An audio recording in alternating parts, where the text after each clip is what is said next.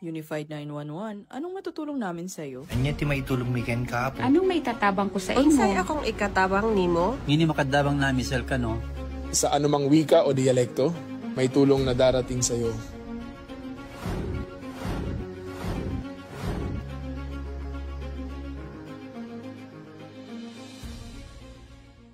Lilingkod sa bawat Pilipino at magbibigay ng tamang impormasyon para sa tahimik at maayos na Pilipinas. Police News Network, alagad ng batas, tagapagtaguyod ng balitang pulis, sandigan ng mamamayan, patnubay ng katotohanan. La Campo Crame, maghahatid ng pinakahuling kaganapan at nagbabagang balita. Ito ang PNN Police News Network. At ngayon, ang inyong mga tagapagbalita. Magandang araw, bagong Pilipinas. Ako ang inyong alagad ng batas, tagataguyod ng Balitang Pulis. Ako po si Patrolwoman Sari Bernales. At ako naman po si Seaman 2nd John Kendrick Nadura, Philippine Navy.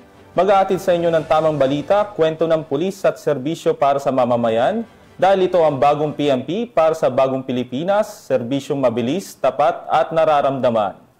At ito ang PNP News Online, ang pangunahing balita ng Police News Network. Alagad ng batas, tagataguyod ng Balitang Pulis.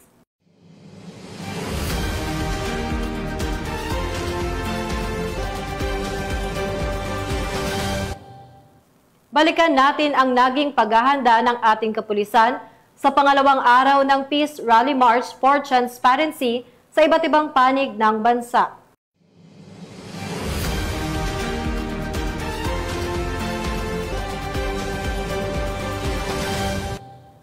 Balikan natin ang naging sitwasyon sa EDSA Shrine sa ikalawang araw ng rally na ibabahagi ni Patrolman Don Brosas. Magandang araw, Pilipinas. Narito tayo ngayon sa EDSA Shrine at ngayong araw po ay ang pangalawang araw ng isinasagawang peace rally ng ating mga kapatid na INC. Sa kasalukuyan po ay wala pa po ang ating mga rallyista, ngunit narito na po ang ating mga kapulisan. Patuloy na nagbibigay ng seguridad at patuloy na pinapanatili ang kaayusan kahapon pa po sa unang araw ng rally hanggang po sa kasalukuyan. Mula rito sa EDSA Shrine, ako ang inyong PNN correspondent, Patrolman Don Rosas, alagad ng batas, tagataguyod ng Balitang Pulis.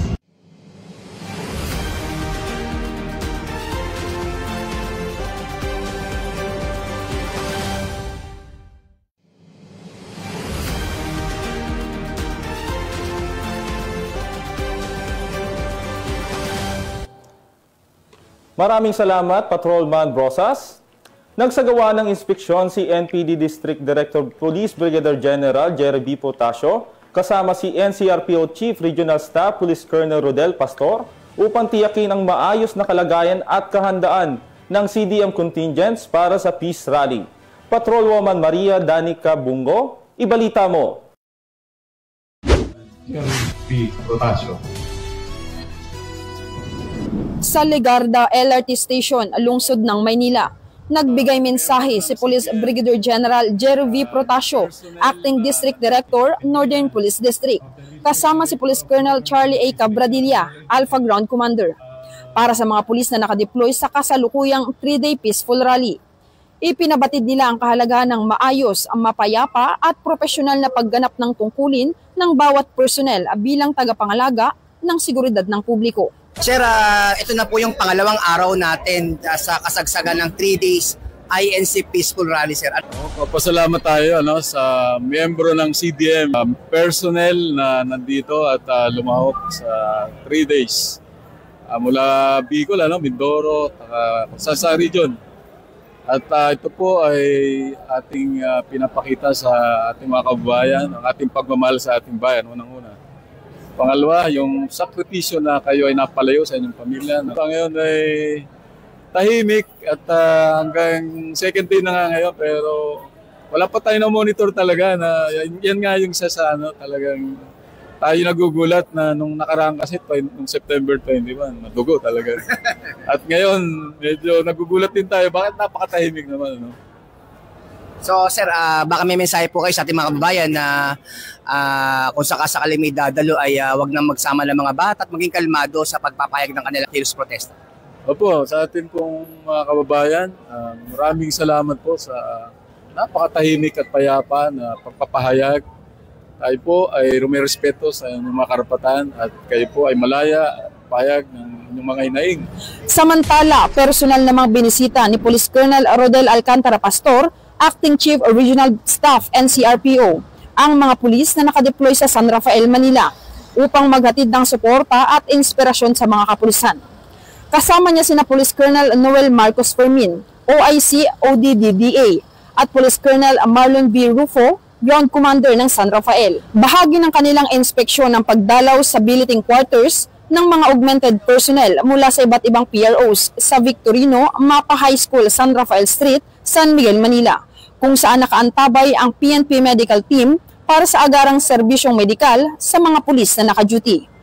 Sa kanyang mensahe, binigyan din ni Police Colonel Pastor ang kahalagahan ng disiplina, malasakit at pagrespeto sa karapatang pantao sa gitna ng kilos protesta. At ang kanilang presensya ay patunay ng buong suporta ng NCRPO sa mga pulis na patuloy na naglilingkod para sa kaligtasan ng publiko. Mula dito sa San Rafael, Manila, kasama si PCMS Mauricio Bonilla Ruiz. Ako po ang inyong Police News Network Correspondent, Patrol Woman Bungo, alagad ng batas, tagataguyod ng balitang pulis. Police News Network, alagad ng batas, tagapagtaguyod ng balitang pulis, sandigan ng mamamayan, patnubay ng katotohanan. Maraming salamat, Patrol Woman Bungo. Ligtas at maayos ang ikalawang araw ng Peace Rally ayon sa mga otoridad matapos manatiling mapayapa ang mga aktibidad at matagumpay na naipatupad ang seguridad sa lugar. Patrolman Don Brosas sa balita.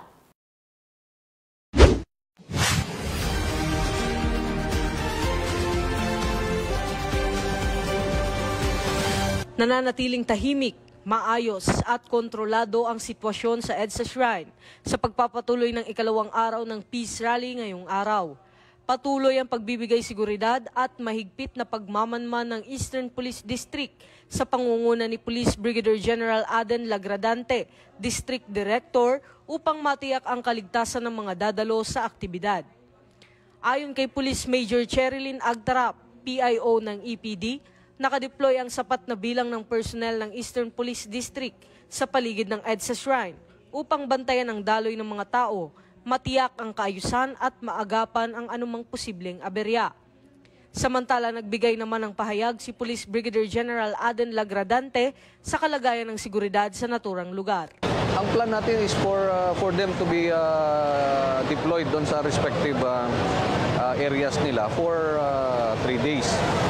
And just like today, nakikita natin na medyo maluwag pa. But regardless kung merong mga nag-assemble na or what, yung deployment natin ay according to our plan. Ang EPD is nandito lang, no? With our assigned area dito sa EDSA Shrine. And we are here purposely to see to it na yung ating public safety, yung traffic, and yung crowd control ay maayos. So it will be properly implemented and monitored by the command group of the EPD according to our designed security plan. Yung monitoring natin tuloy-tuloy naman yan. Of course, we continue to monitor any information regarding doon sa assembly kasi yun nga ang trabaho natin. But as of now, wala pa naman. But our duty ay hanggang mamayang gabi pa. Sa ngayon, wala pang naitatalang insidente habang nagpapatuloy ang mapayapang pagtitipon. Tinitiyak ng Eastern Police District na mananatili silang nakahanda at nakaposisyon hanggat nagpapatuloy ang aktibidad upang protektahan ang publiko at mapanatili ang kapayapaan sa lugar.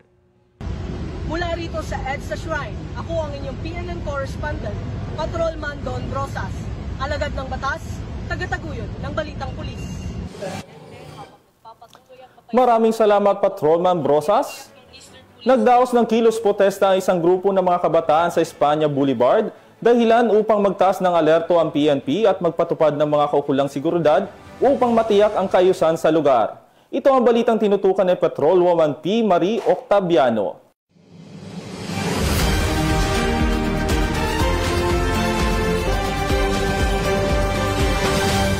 Magandang araw, Bagong Pilipinas. Narito ang Police News Express sa oras na ito.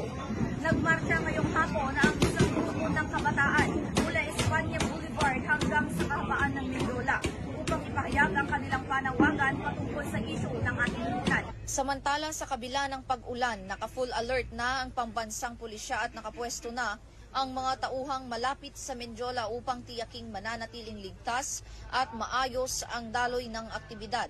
Ayon sa PNP, handa silang magpatupad ng kani-kanilang seguridad anumang oras.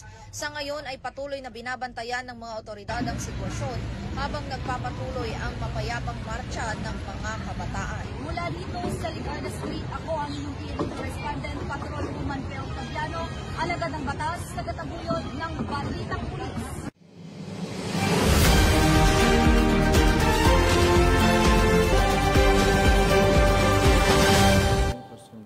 Maraming salamat, Patrolwoman Octaviano. Mapayapang naisagawa ang peace rally ng Iglesia ni Cristo sa Quirino Grandstand kung saan nananatiling maayos ang daloy ng mga aktibidad at mahigpit na pagbabantay ng mga otoridad para sa seguridad ng mga dumalo. Ang buong detalye ng balita ay tinutukan ni Patrolwoman Ira Cruz. Sa pagpapatuloy ng mga kaganapan sa pagdaraos ng 3-day rally ng Iglesia ni Cristo, ay muling nagtipon-tipon ang mga miyembro nito at mas patuloy pang dumadami ang nagdadagsaang mga tao patungo sa Quirino Grandstand upang itaguyod ang kanilang layunin para sa transparency at mas maayos na demokrasya sa bansa. Nariyan din ang ating mga kapulisan na sa unang araw pa lamang ay maaga nang naglagay ng seguridad at nagsagawa ng masusing pagmomonitor upang matiyak na magiging maayos at mapayapa ang kabuuan ng aktibidad. Patuloy nilang binabantayan ang daloy ng mga tao at handa ring rumisponde sa anumang sitwasyon na maaring magdulot ng abala o panganib. Sa kanilang maagap na aksyon at malinaw na koordinasyon, naging maayos ang takbo ng unang araw ng aktibidad at nagbigay ng katiwasayan sa mga dumalo. Mula dito sa US Embassy Manila, ako ang inyong Police News Network correspondent, Patrolwoman Aiza Corpus, alagad ng batas, tagataguyod ng Balitang Pulis. Maraming salamat, Patrolwoman Cruz. Nananatiling payapa ang ikalawang araw ng peace rally sa EDSA habang nasa higit 1,700 personel ng QCPD ang nakadeploy upang tiyakin ang seguridad at maayos na daloy ng mga aktibidad sa lugar. Ang kaganapang ito ay binahagi ni Patrolman Don Brosas.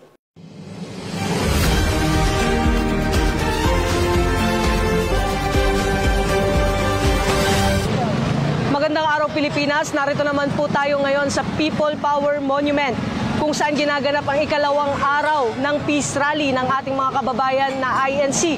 Patuloy nilang isinasagawa ang kanilang programa. Ngunit nananatili naman po itong mapayapa dahil patuloy po ang ating kapulisan sa pagpapanatili ng kaayusan at seguridad ng mga kalahok sa nasabing aktibidad. Nananatiling tahimik, maayos at kontrolado ang sitwasyon sa ikalawang araw ng peace rally ng United People Initiatives na ginaganap sa EDSA People Power Monument. Patuloy ang pagdating ng mga dumadalo mula sa iba't ibang bahagi ng lugar habang nakaalerto ang mga tauhan ng Quezon City Police District upang tiyakin ang seguridad ng lahat. Ayon sa QCPD, 1,700 personnel ang nakadeploy sa paligid ng monumento at mga karatig kalsada para sa crowd control, traffic management, emergency response at pangkalahatang seguridad. Sa panayam kay Police Major Jennifer Ganaban, Public Information Officer ng QCPD, sinabi nitong base sa organizers, 20,000 hanggang 30,000 na katao ang inaasahang dadalo sa buong ikalawang araw ng aktibidad. Ito nga yung second day na rally ng ating United People's Initiative. Na-approve po yung permit nila kagabi. So same time din po from 8 a.m. to 10 p.m. Ganon din po yung number of deployment natin, 1,700 pa rin yung total niya, which is 1,500 dito sa People Power Monument and meron tayong 200 plus doon sa HOR. Sabi ng mga organizers is open po sila doon sa other sectors or organizations na mag-join sa kanila provided they will be guided by those guidelines and rules na nakalagay po doon sa kanilang approved permit. Panawagan po natin sa publiko, lalo na po yung magjo-join dito sa rally na to, panatilihin natin ang kaayusan, kapayapaan ng aktibidad na ito. Since yung application po ng permit ng UPI, nakalagay po doon na peaceful rally po yung kanilang ikakandak. So yung gusto pong mag-join, sana po panatilihin din nila yung disiplina at respeto sa batas. Sumunod lamang po sila sa mga panuntunan na ibinigay ng QC-LGU doon sa kanilang permit para po mairaos nila ng maayos hanggang mamayang gabi yung activity na ito.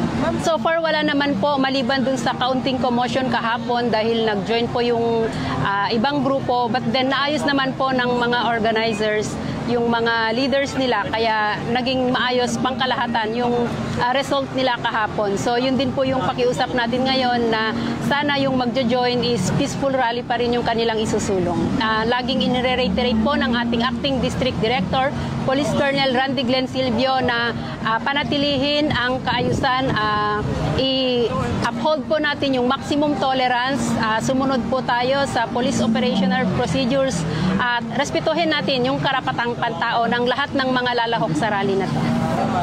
As of 1:45 p.m., meron na pong 3,000 plus na mga participants and increasing po yun. Na medyo dumadami sila, nakikita natin kanina may mga parating.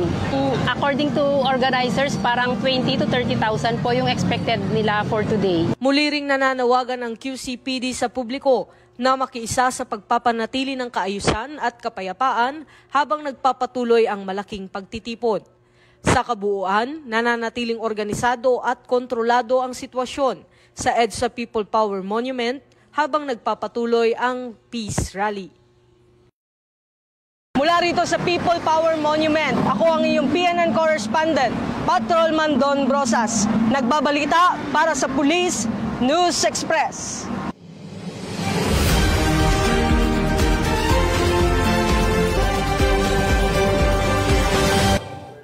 At yan ang mga kaganapan at balitang nakalap ng ating PNN correspondents para sa ikalawang araw ng Kilos Protesta o INC Rally for Transparency and a Better Democracy. Dumako naman tayo sa mga accomplishment ng PNP sa iba't ibang bahagi ng bansa.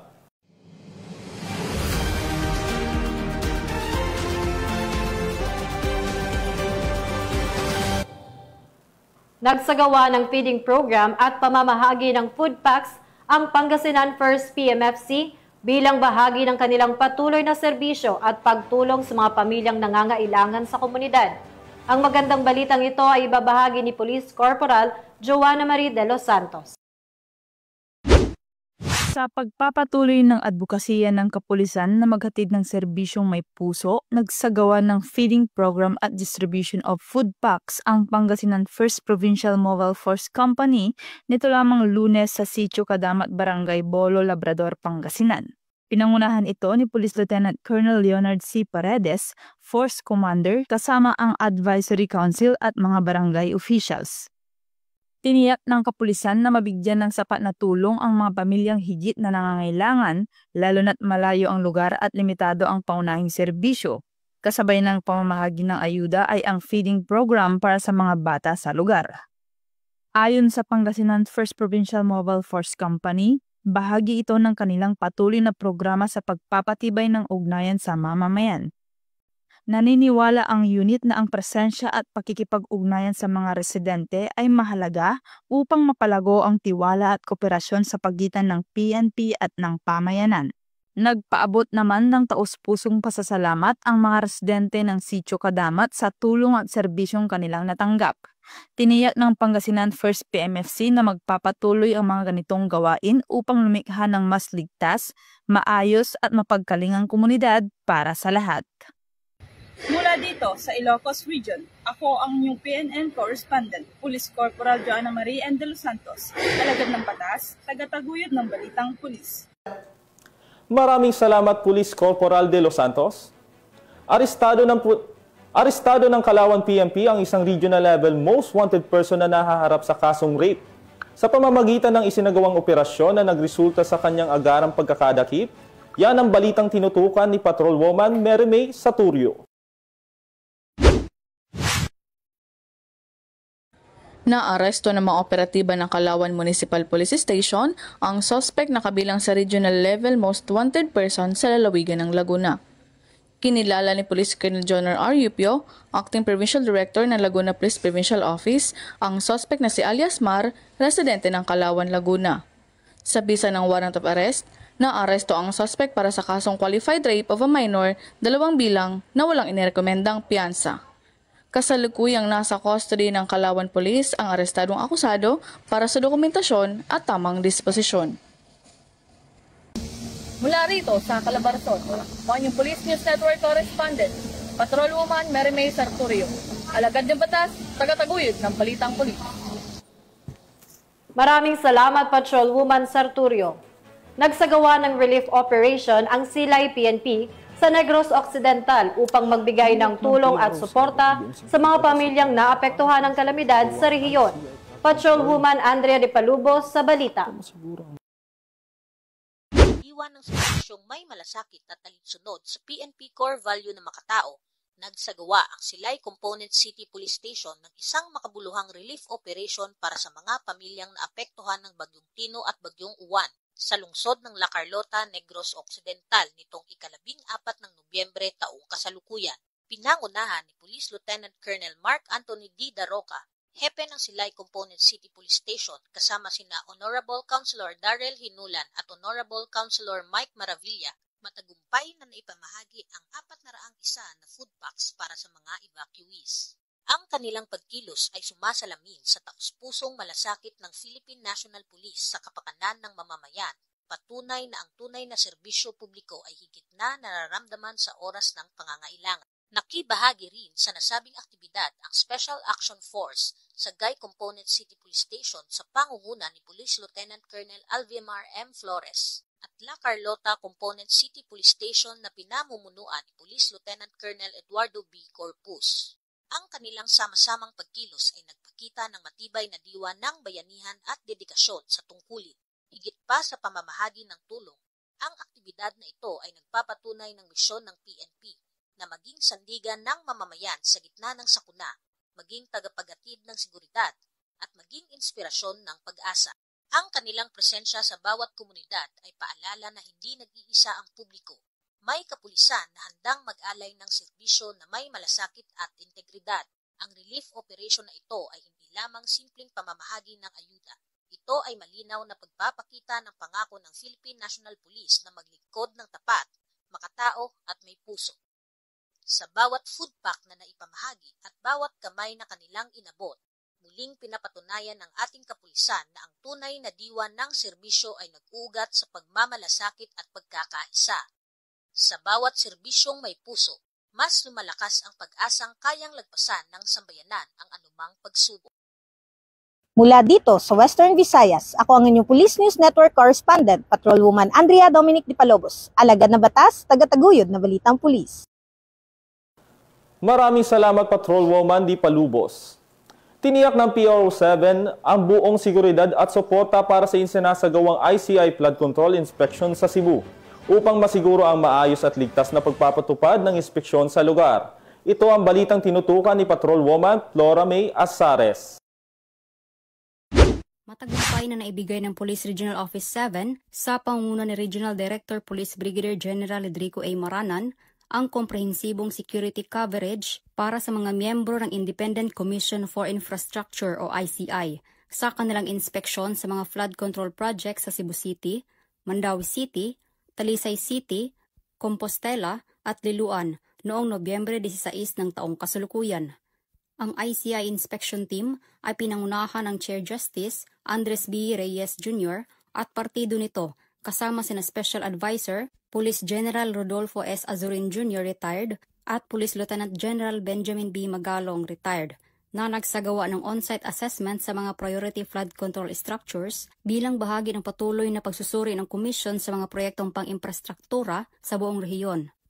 Upang matayak ang kaligtasan at tuloy-tuloy na paggalaw ng mga miyembro ng ICI, ang Pro-7 ay nagtalaga ng mga pangkat ng seguridad sa bawat ruta, mga mobile patrol unit at mga tagong-tauhan sa lahat ng natukoy na lugar ng inspeksyon. Ang Regional Director ay nag-activate din ng malapit na koordinasyon sa mga kinauukulang local government units at engineering offices para pamahalaan ang site access at mapanatili ang pampublikong kaayusan sa buong operasyon. Binigyang diin ni Police Brigadier General Maranan ang responsibilidad ng Pro-7 sa pagsuporta sa misyon ng ICI at ayon sa kanya, our mandate is not to interfere with their work, but to provide an environment where the ICI can carry out its inspection without disruption. Mula dito sa Central Visayas, ako ay inyong Police News Network Correspondent, Patrolwoman Torami Asares, alagad ng batas, tagataguyod ng Balitang Pulis. Maraming salamat, Patrolwoman Asares. Sumuko ang miyembro ng BIFF Bungos Faction at Daula Islamiyah Hassan Group sa otoridad kasabayang pagsuko ng matataas na kalibre ng baril bilang bahagi ng kampanya laban sa terorismo at para sa pagpapanatili ng kapayapaan sa rehiyon. Patrolwoman Leonora Gawang, ibalita mo. Winakasan ang pakikibaka at kusang nagbalik loob sa pamahalaan ang isang miyembro ng Communist Terrorist Group sa Barangay Imelda, Mondragon, Northern Samar. Ang pagbabalik loob ay resulta ng matagumpay na panawagan at pagsisikap ng mga tauhan ng 803rd Maneuver Company, Regional Mobile Force Battalion 8, samantala nakatanggap naman ang nagbalik loob ng agarang tulong na bigas mula sa mga kapulisan. Ang nasabing surrendery ay nasa kustodiya na ng 803rd Maneuver Company, RMFB 8, para sa kanyang posibleng enrollment sa programa ng ating gobyerno na Enhanced Comprehensive Local Integration Program o ECLIP. Muling hinimok ng pambansang pulisya ang iba pang mga miyembro at takasuporta ng CTGs na iwaksi na ang maling ideolohiya at magbalik loob sa gobyerno upang mamuhay ng payapa kasama ang kanilang mga mahal sa buhay. Mula dito sa Eastern Visayas, ako ang inyong PNN correspondent, Patrolwoman Palafox, alagad ng batas, tagataguyod ng Balitang Pulis. Maraming salamat, Patrolwoman Gawang. Binindisyonan at opisyal na ipinagkaloob ng Philippine National Police ang bagong kagamitan sa isang seremonya sa Camp Crame bilang bahagi ng pagpapatibay sa kakayahan at kahandaan ng kapulisan sa pagtugon sa iba't ibang operasyon at emergensiya. Panoorin natin to.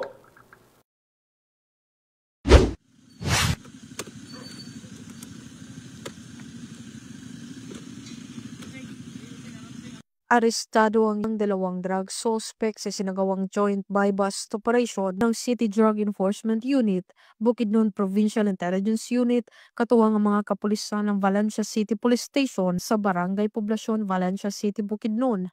Nito lamang 16 ng Nobyembre taong kasalukuyan, kinilala ni Police Lieutenant Colonel Brian M. Panganiban, officer in charge ng Valencia CPS, ang drug suspect na si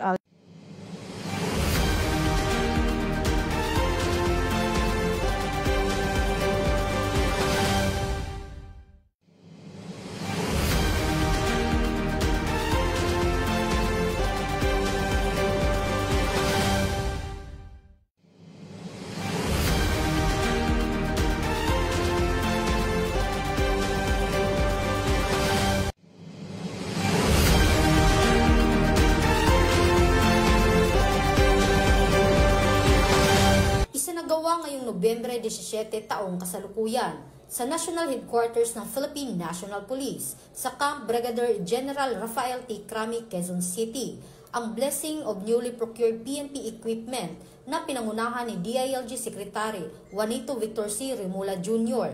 Dinuluhan ito ng PNP Command Group at iba pang unit na makatatanggap ng bagong kagamitan upang higit pang palakasin ang kakayahan ng kapulisan sa pagpapatupad ng batas at pagsiserbisyo sa publiko. Kabilang sa mga binasbasang kagamitan ang mga bagong sasakyan, komunikasyon at tactical equipment at iba pang essential gear na magsisilbing dagdag puwersa sa operasyon ng PNP Sinundan ito ng maikling programa na nagbibigay diin sa kahalagahan ng patuloy na modernisasyon upang matugunan ang lumalawak na hamon na seguridad.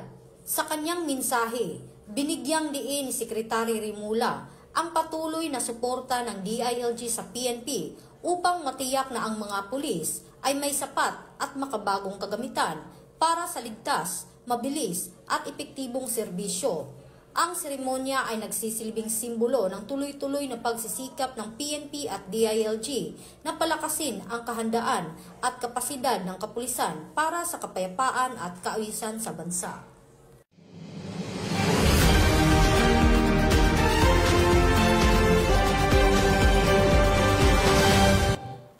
At yan ang mga balitang nakalap ng ating PNN correspondents mula sa iba't ibang panig ng bansa. At mga ka-PNN, 37 days na lang, Pasko na.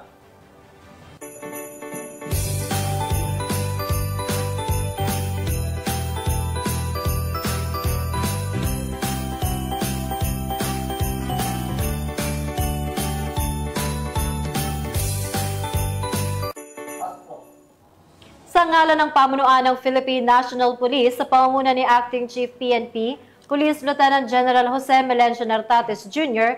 at sa pamumuno ni President Ferdinand Bongbong Marcos Jr., kami ay maglilingkod sa bawat Pilipino at magbibigay ng tama at balanseng balita. Mula rito sa tanggapan ng tagapag-ugnay ng pambansang pulisya, kami ang inyong alagad ng batas, tagataguyod ng Balitang Pulis. Ako po si Patrolwoman Sari Bernales. At ako naman po si Seaman 2nd John Kendrick Nadura, Philippine Navy. Nais ko pong pasalamatan ang aming Acting Group Commander, Captain Gregory Gerald B. Pabic, Philippine Navy, General Staff Corps, at ang aming Commander Lady Charter Lee I. Alvaro, Philippine Navy. Binabati ko rin po ang aking pamilya dyan sa Bicol. At ang aming class, GOBC Class 06 2025. Maraming salamat po. Maghahatid ng tamang balita, kwento ng pulis at serbisyo para sa mamamayan at ito ang PNP News Online. Ang pangunahing balita ng Police News Network. Dahil ito ang bagong PNP para sa bagong Pilipinas. Serbisyong mabilis, tapat at nararamdaman.